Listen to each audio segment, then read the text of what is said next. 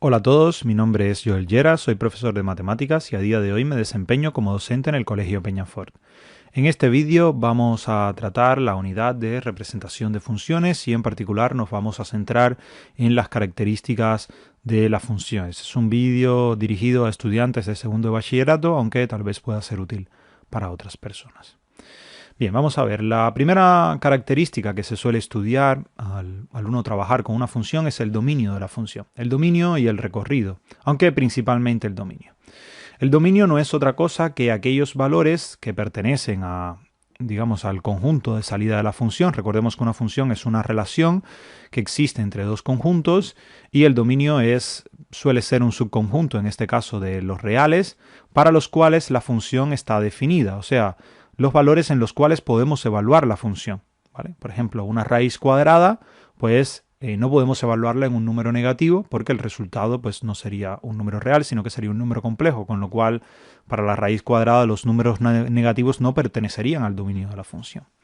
Por otra parte, el recorrido o la imagen de la función, que es como a veces se describe, se denota como IM de f, el dominio se denota como DOM, de dominio de f, pues va a ser un conjunto también de los reales que va a ser los valores que digamos que dan como resultado, o sea, los resultados de la función una vez que uno ha evaluado en ella. O sea que el dominio son aquellos valores en los que se puede evaluar y la imagen son aquellos valores que obtenemos como resultado a la hora de evaluar.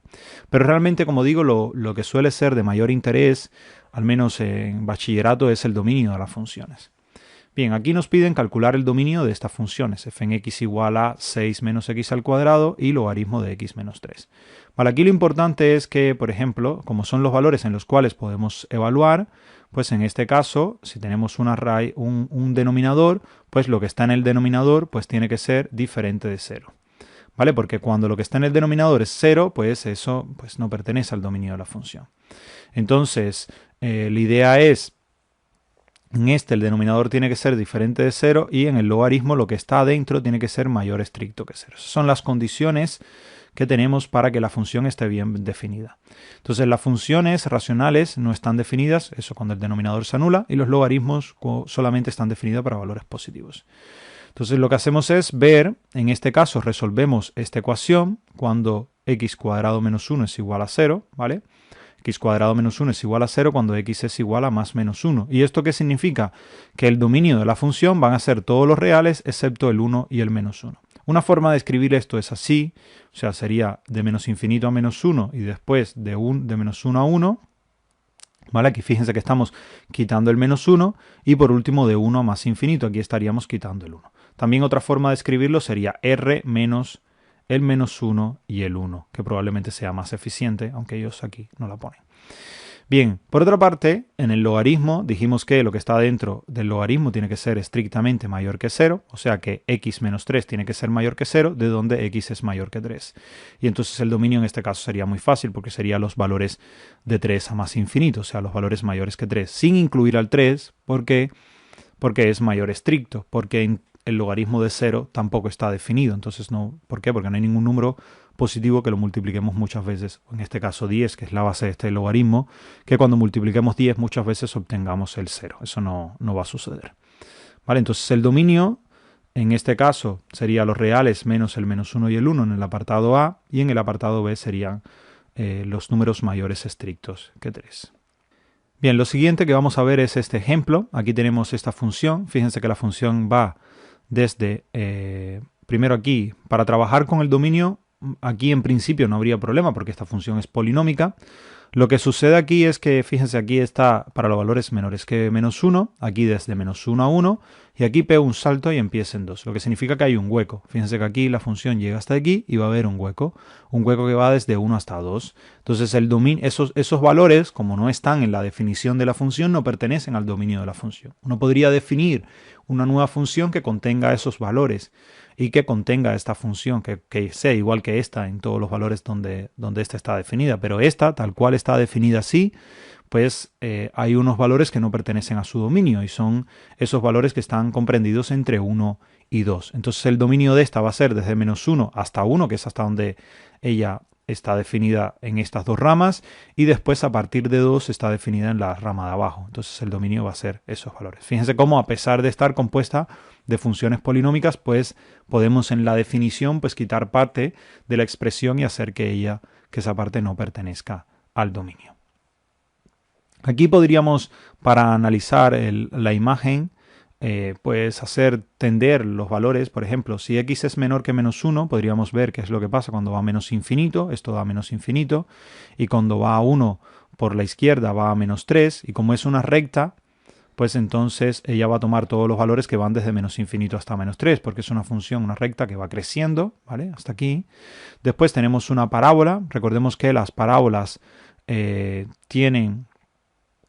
Como este término de aquí es mayor que 0, el que aparece delante del x cuadrado, abren hacia arriba y al abrir hacia arriba pues ellas van a contener un valor mínimo que va a estar en el extremo, ¿vale? En el vértice va a ser un mínimo y el resto pues los valores en los que máximo valor va a tener va a ser en los extremos del intervalo. Entonces en esos valores en menos 1 y en 1 va a valer 2, es continua, por lo tanto esta va a tomar valores entre 1 y 2, la parábola, fíjense aquí se ve, entre 1 y 2, y por último la otra pues solamente toma el valor menos 2, o sea que los valores que estamos tomando son de menos infinito a menos 3, esta parte de aquí, unido con el menos 2, que es el que toma la parte de la tercera rama, donde es constante, y después el intervalo que va desde 1 a 2 por la parábola.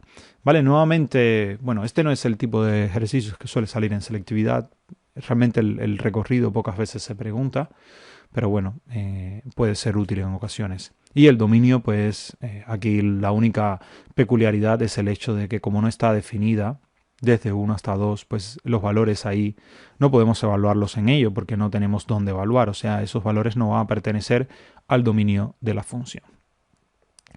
Bien, otro punto importante referente a las funciones son los puntos de corte con los ejes. ¿Vale? El punto de corte con el eje x pues van a ser todos los valores de la forma x, 0. ¿Vale? ¿Por qué? Porque son los valores que están sobre el eje x.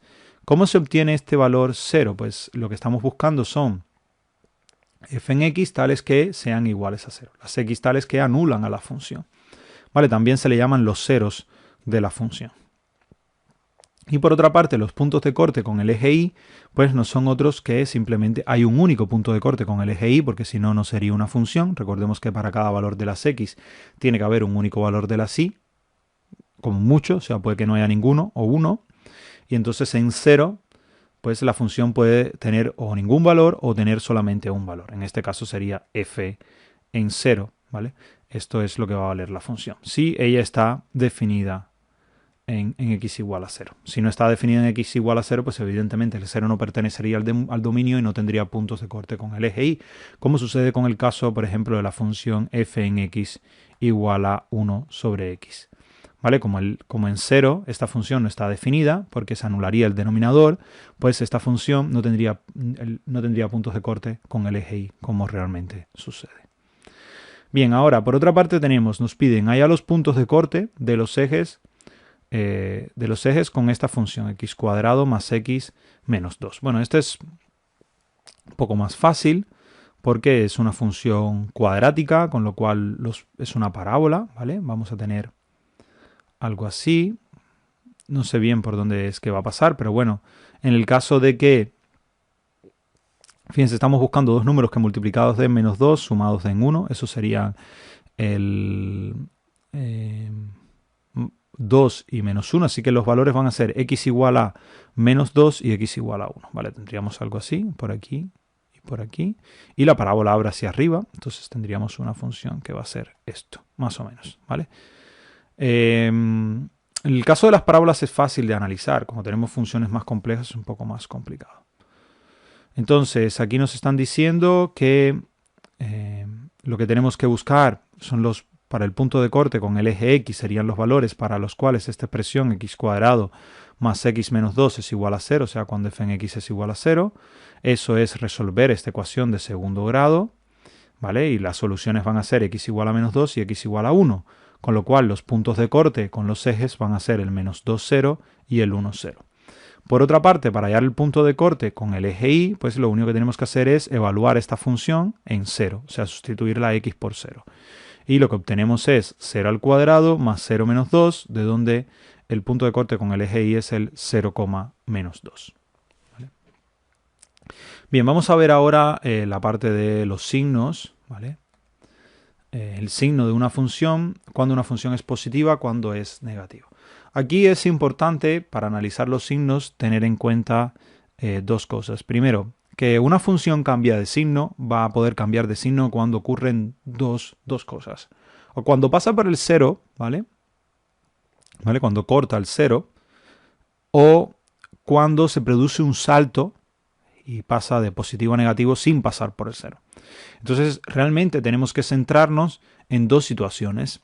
Una situación es cuando la función corta, cuando la función cambia de signo, o sea, los puntos en los cuales la función sea igual a 0, o sea, los puntos de corte con el eje X, o cuando la función se rompe, por así decirlo, cuando la gráfica de la función tiene una discontinuidad. Entonces, esos son los valores en los que tenemos que fijarnos. ¿Vale? En el caso de, por ejemplo, estudiar el signo de estas funciones. Estas funciones son funciones que, esta por lo menos es una función continua en todo su dominio. El dominio de esta función es R. Entonces, bueno, simplemente los únicos puntos donde van a tener problemas, o donde único podría cambiar de signo, es cuando corta al eje X. Entonces, lo que tenemos que ver es cuando esta expresión de aquí es igual a 0. ¿Vale? X a la 3 menos 4x cuadrado más 4x. Fíjense que aquí lo que hacen es podemos sacar x factor común, ¿vale? Entonces tendríamos esta expresión, creo que la voy a escribir aquí al lado porque ellos hacen algo que, bueno, es un poco, no es raro, pero que no creo que lo vayan a ver así a la primera.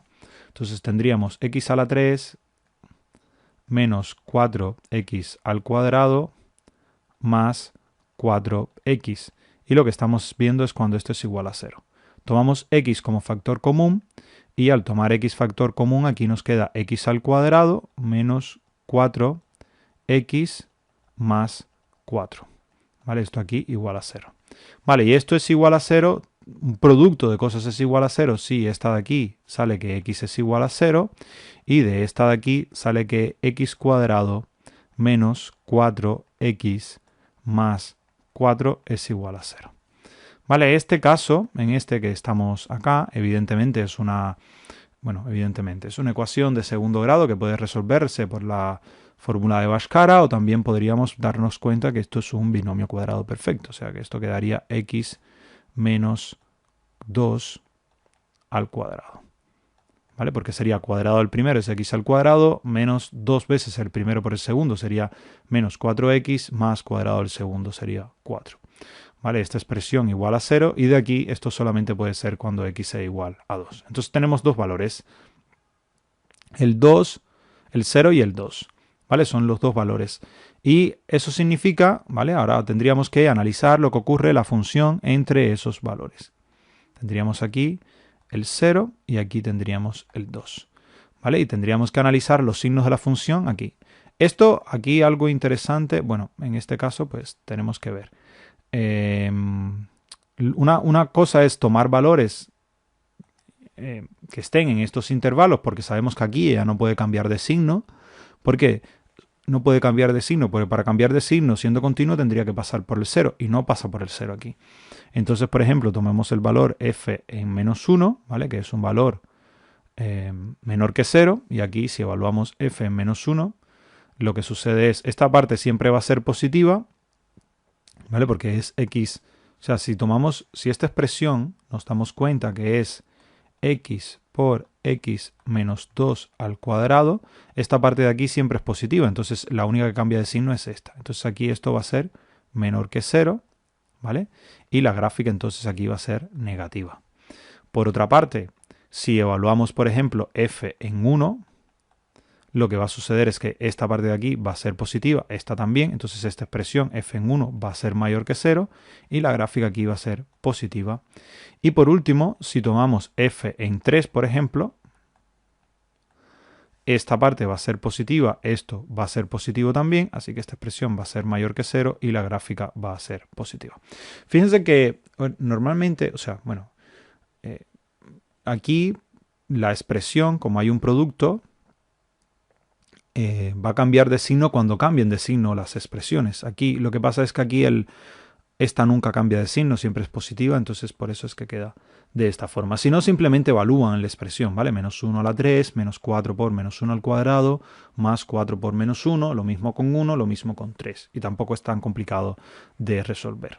Entonces esto nos da aquí los diferentes intervalos en los que la función es positiva, negativa o positiva. Entonces, ¿qué sabemos de ella? Pues vamos a saber que ella es positiva, ¿vale? La función va a ser positiva pues en este intervalo de 0 a 2 y de 2 a más infinito. ¿Por qué estoy poniendo... ¿por qué el 2 no se incluye? Porque en el 2 ella pasa por el 0, ¿vale? Entonces ella ahí no es positiva y ahí es 0. Y por otra parte, ¿dónde la función es negativa? Pues solamente va a ser negativa de menos infinito a 0, que es esto que está aquí. Vale, eso sería para esta función que estamos trabajando de x a la 3 menos 4x más 4. Vamos a ver lo que ocurre ahora con la segunda función que tenemos. En este caso tenemos un logaritmo de ln de x menos 1, ¿vale? Y esta expresión tenemos que ver cuando esté igual a 0. Para resolver esta ecuación lo que hacemos es aplicar exponencial en ambos lugares y tendríamos e a la logaritmo de x menos 1 y esto va a ser igual a e a la 0. E a la 0 es igual... Perdón. Sí, e a la 0. Esta expresión de aquí quedaría, el exponencial y el logaritmo desaparecen y lo único que quedaría es x menos 1 y del otro lado e a la 0 es igual a 1. Así que este 1 pasa para acá sumando y nos queda x igual a 2. La otra forma de darse cuenta es que los logaritmos siempre valen 0 cuando lo que está dentro del logaritmo es igual a 1, con lo cual esta expresión quedaría igual a 1, que es lo que hemos llegado a esta ecuación que tenemos aquí. Vale, entonces tendríamos x igual a 0 solamente, hacemos lo mismo, planteamos el intervalo, ¿vale? La recta real, tenemos aquí el 2 y tenemos que analizar los signos de esta expresión. Entonces tendríamos que evaluar en un valor que esté antes del 2, por ejemplo f en 1, y por otra parte, evidentemente, a ver, f en 1 no se puede evaluar porque ahí la función no está definida. El dominio de esta función, fíjense que es del 1 en adelante, ¿vale? Entonces aquí tendríamos que empezar en 1 y el valor este pues no podemos tomarlo, ¿vale? Tendríamos que evaluar en un valor entre 1 y 2, por ejemplo en 1,5. Vale, f en... Uy, me he equivocado. F en 1,5. Y aquí evidentemente esta función va a ser negativa, con lo cual esto va a ser menor que 0, o sea, ya va a ser negativa en ese intervalo entre 1 y 2, y lo que va a suceder para valores mayores que 2, pues es que esto va a ser mayor que 1 y el logaritmo es una función creciente, así que esta parte de aquí va a ser positiva. F en 3, por ejemplo, es mayor que 0 y aquí va a ser positiva. Entonces los intervalos que vamos a obtener van a ser estos. Va a ser que la función f va a ser negativa de 1 a 2, que es lo que hemos obtenido aquí, y que va a ser positiva de 2 a más infinito, que es lo que hemos obtenido acá. Esta parte va a ser muy importante posteriormente para trabajar el tema de la derivabilidad y demás, pues hay que ver, para ver cuándo es creciente y decreciente y eso, pues hay que ver los signos de la derivada. Fíjense aquí lo que hemos dicho, ¿no? La función va a ser negativa de 0, de menos infinito a 0. Esta, la primera, el polinomio, y después aquí en 0 como que parece que va a bajar. Corta el eje de las x, pero sigue, con lo cual ahí pues no cambia de signo, ¿vale? Se mantiene en el mismo signo, aunque hay un valor en el que vale 0. Por otra parte, el logaritmo pues está definido a partir de 1 y aquí pues a partir de este valor, bueno, el logaritmo de x menos 1 está definido a partir de 1, a partir de este valor la función todo el tiempo es creciente, es menor que 0 cuando la x es menor entre 1 y 2 y a partir de 2 pues la función es positiva. Bien, otro aspecto interesante a la hora de trabajar con las funciones es la simetría, aunque realmente no se suele... Bueno, es importante por el hecho de que desde el punto de vista a la hora de graficar, por ejemplo, nos ahorra trabajo porque todo lo que tengamos definido en la parte, por ejemplo, la parte positiva aquí, para las x positivos, pues si la función es ya sea par o impar, pues vamos a tener también completamente definida lo que queda del otro lado. En la función par va a quedar exactamente igual, en el impar, pues como es simétrica respecto al origen, pues va a quedar invertido, o sea, va a ser igual a menos x. Bien, en este caso tenemos las funciones pares, son las que cumplen esto, que f en x es igual a f en menos x, o sea que podemos sacar el menos desaparece, da igual evaluar en x que en menos x, y las funciones impares son aquellas que de alguna forma u otra podemos sacar el menos de la expresión, o sea, este menos que está aquí puede salir fuera, ¿vale? Y tienen esta estructura que tenemos acá, que son simétricas respecto al punto de origen, mientras que las pares son simétricas respecto al eje y.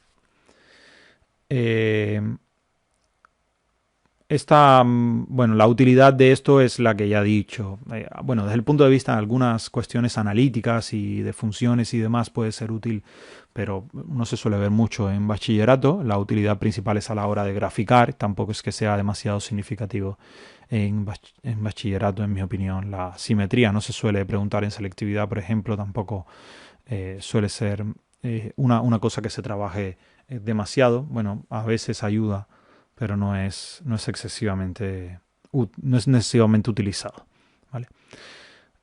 Por ejemplo, estas funciones que tenemos acá. La idea para demostrar si algo es par o impar es sustituir la función por menos x, como se ha hecho aquí. Tenemos f en x, es esta expresión, 2x sobre x cuadrado menos 1, y lo que tenemos que hacer, en lugar de poner x, poner menos x, ¿vale?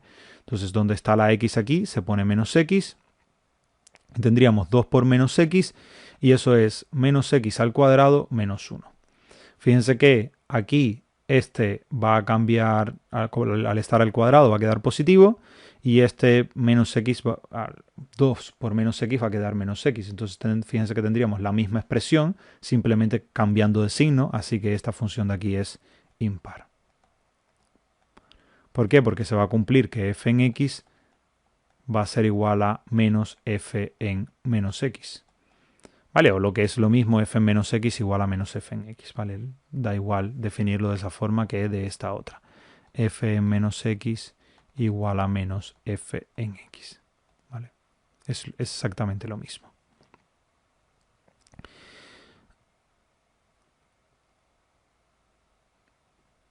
Vale, vamos a seguir. Aquí lo que tenemos que hacer es lo mismo. En el b simplemente tenemos que evaluar, en vez de x poner menos x, y lo que sucede claramente es como la única x que aparece está elevada a un exponente par, pues el signo negativo va a desaparecer. Tendríamos que eso va a ser igual a x o sea, menos x a la 6 es lo mismo que x a la 6. O sea, la potencia incluyendo al menos, claramente, si no, no es lo mismo.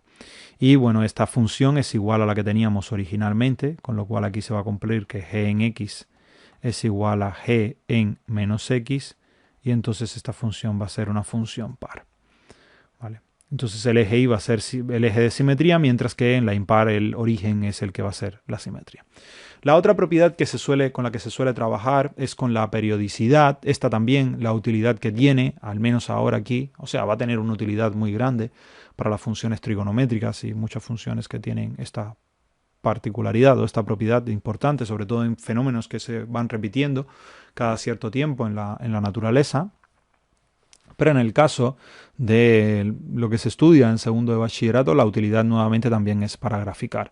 Y lo que va a suceder es que la función, cada cierto intervalo de tiempo t, pues va a tener la misma gráfica, o sea, vamos a tener exactamente la misma función cada cierto tiempo. Los casos particulares o los casos más relevantes que se estudian de funciones periódicas son el seno y el coseno. Y bueno, lo que sucede es que f en x va a ser igual a f en x más t, ¿vale? Cuando pasa t, o sea, lo que está aquí es lo mismo que lo que está aquí, o sea, con una distancia t, y lo que está aquí es lo mismo que lo que está aquí.